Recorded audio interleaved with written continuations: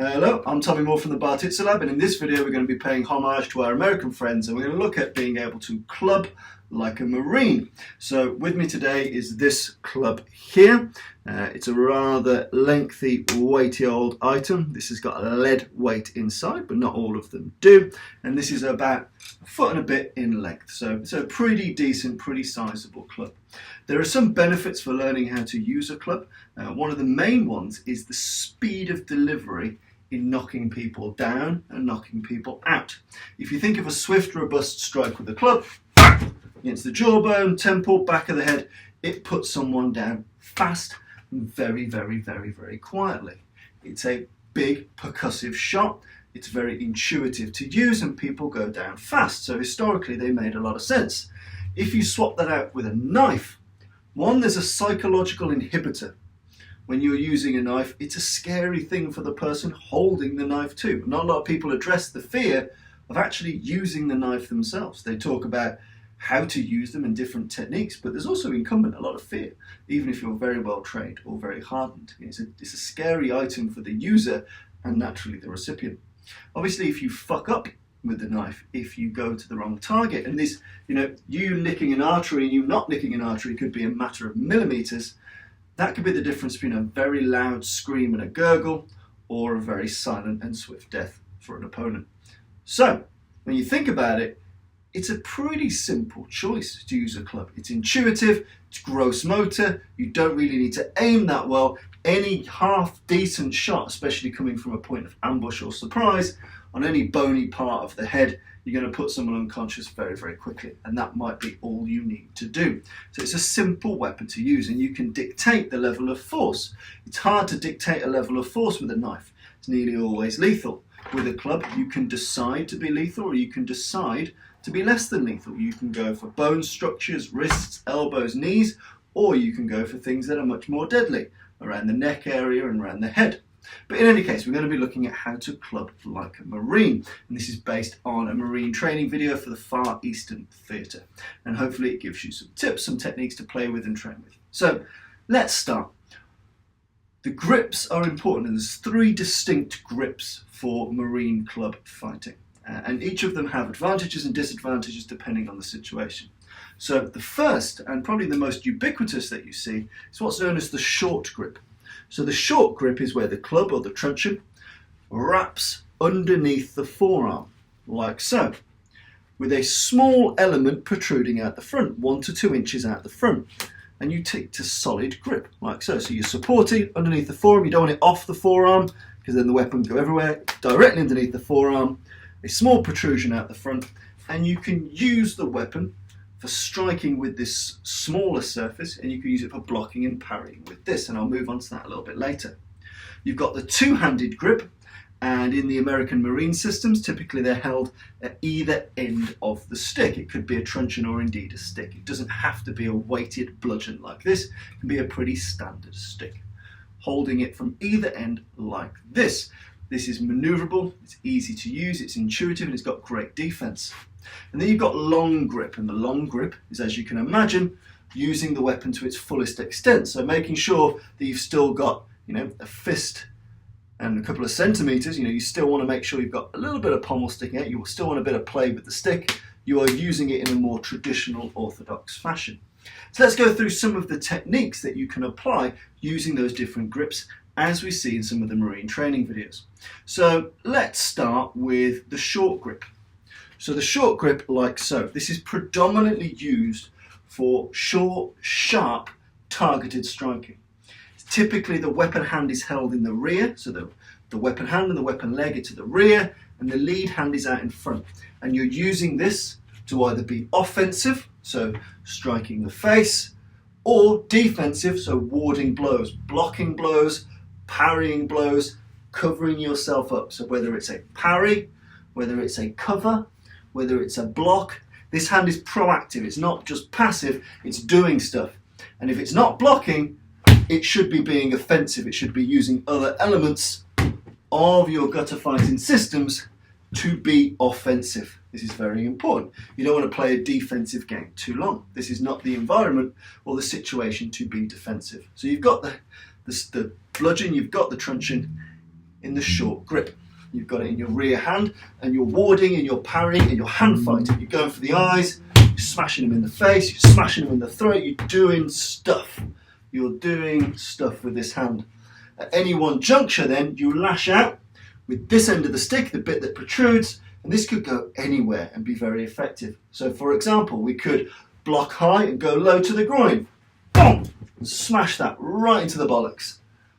You might parry and then go to the solar plexus. So you parry a shot, or parry a stab, or parry a thrust.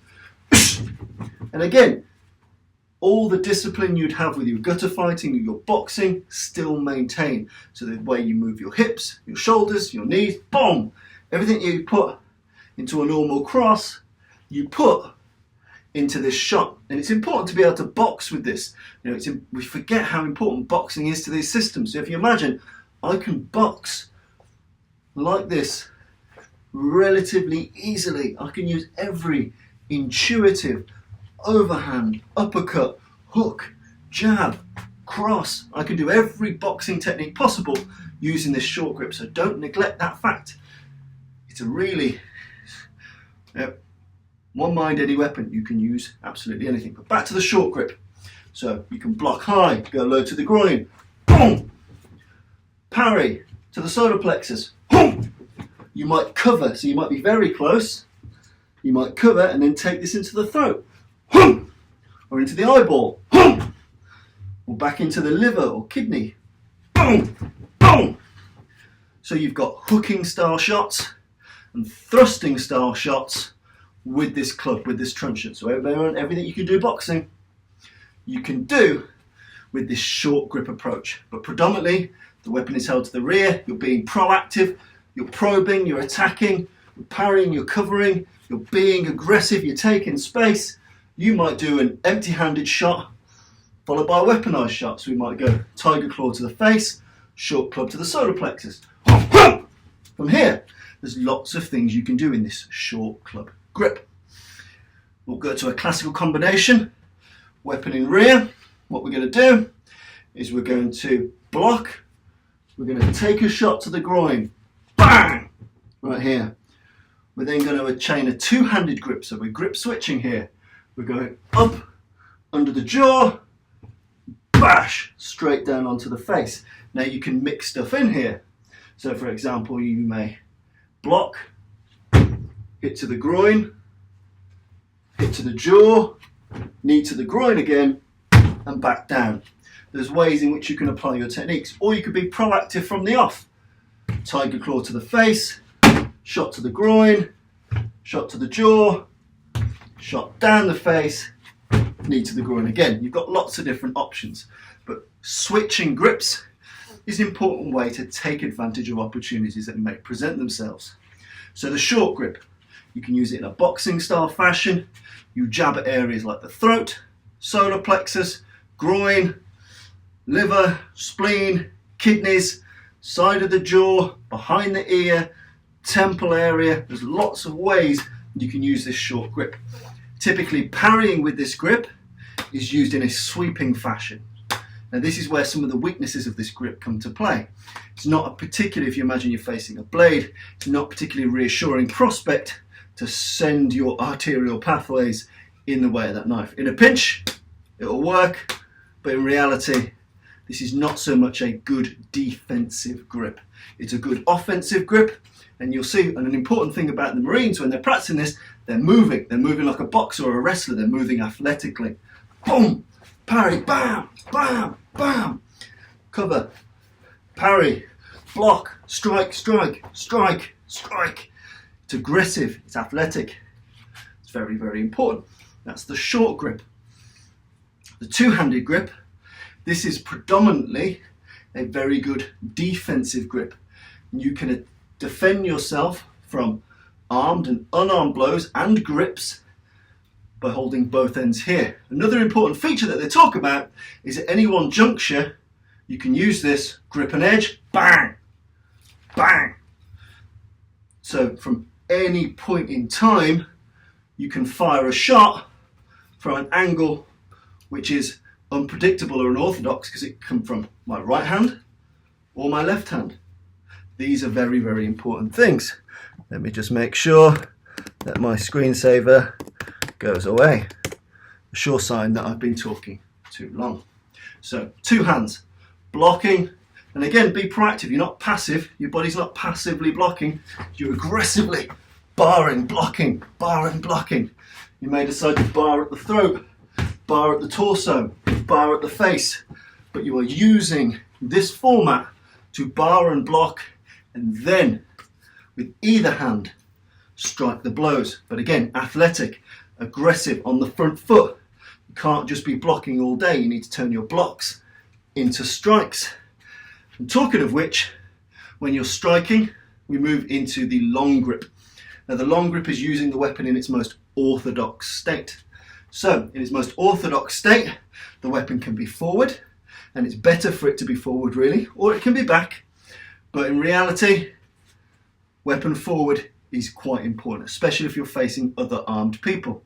If there are more than one or they're unarmed, you potentially want the weapon hand back so you can fend, block, make space, and then use the weapon, because this weapon requires some space to work. But in either instance, you don't really have much control over it. But the long grip, and again, you're being aggressive, you're moving like a boxer or a wrestler, you're using that shuffling footwork.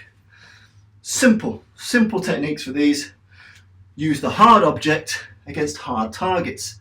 Wrists, elbows, kneecaps, collarbones, jawbones, against the skull, back of the neck. Anything hard and bony is a great target for using the club. And you don't need to be a rocket scientist to know how to use the club. It's important that your strikes are fast. They don't need to go all the way through. Because it's quite a weighty tool, you can just crack it down. A hard weapon against a hard target doesn't take much force to shatter. So don't overexert yourself trying to wing it through or get a swing and a miss. So in the long grip, you're being aggressive, you're being athletic, you're taking the wrists, taking the head, taking the kneecap, forehands, backhands. Everything you've seen in edge of hand blows translates perfectly into these types of strikes. Very, very, very important. So you've got your long strikes. You've also got long thrusts. So again, these can go groin, bang, straight from here, boom, solar plexus, boom, throat, boom. Thrusts with these weapons do carry some risk in that if you're just off target, if you miss something important, or if the opponent's in heavy clothing, you might not have the effect that you want. But absolutely, in the American Marine systems, you've got thrusts, aggressive, probing thrusts to important places, throat, solar plexus, groin, and also strikes, kneecap, elbow, shoulder, temple. All of these are very, very, very, very important. What you also see, although I'm not the biggest fan of these, is in the short grip. I'll reverse it for you here. In the short grip, you're also seeing strikes that come up and around. So if you can see that, I've got the short grip here, the weapon comes up or the weapon comes round. I'm not a huge fan of these. They can work quite well if you clip under the jawbone into the temple. They're nice, short, sharp and snappy, but they don't carry a huge amount of heft and power compared to what you might get with a two-handed grip and then using the long grip. So you can absolutely up, round, down, and again, like I mentioned with the boxing analogy, you could be moving in a boxer style fashion. You might go jab, cross, and you might decide to strike this way as opposed to using the tip of the weapon in the short grip. So you do get these types of motions. I'm not a big fan, but horses for courses, people taught it, so people must have had some use for it. But for me, a great benefit of the short grip is tapping into innate boxing. A lot of people serving would have boxed. Culturally, boxing would have been much bigger at the time, would have been very intuitive to do this, and it puts you in an aggressive mindset. As soon as you parry or wrap or cover, whatever you're going to do, you can crash in and smash this weapon into important places. So, club like a Marine, practice with a short club, short grip, strikes, hooks, move like a boxer, typically weapon behind, use the hand aggressively to attack or defend aggressively, moving, attack important things on a straight or a circular axis. Two-handed grip, block, bar aggressively, close the opponent down, strike with either hand with ease, and in the long grip, both weapon forward and weapons back, practicing strikes against hard targets, elbows, wrists, knees, skulls, and short, sharp, probing jabs with the weapon, and get used to being able to jab to a strike, or strike to a jab. These are very, very important. You can build lots of combinations. So that's a little quick fire way to club like a Marine. Go out there and practice. Practice in the darkness, practice on the beach, practice in the forest, practice against a knife, practice against another club, a longer club, practice against a rifle if you want to, but whatever you're going to do, short clubs, give it a practice. But this short grip for me is a very classic, intuitive and significant way in which the Marines practice their club work. It's a useful tool and in many ways has lots of advantages over a knife. When all said and done, you can only know by giving it a go. So go out there, cut a piece of wood, go practice.